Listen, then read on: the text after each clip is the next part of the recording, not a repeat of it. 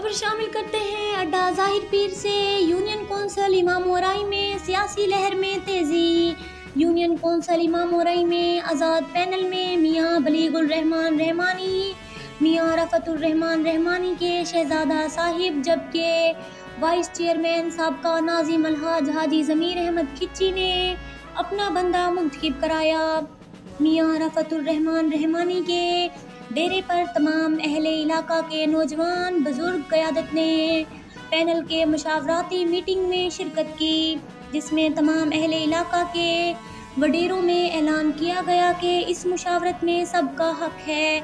अगर किसी को एतराज़ या कोई शिकवा है तो इसका हक है, जिसमें इलाका के नामवर बुजुर्गों ने मियां रफ़तुर रहमान रहमानी साहिबजादा मियां बलीगुल रहमान रहमानी के हक में एतमाद का इजहार किया, जिसमें मौज़ा इमामोराई के लोगों ने स्पेशल एतमाद दिया कि पहले तो मियां बलीगुल रहमान रहमानी साहिब बिला मुकाबला होंगे।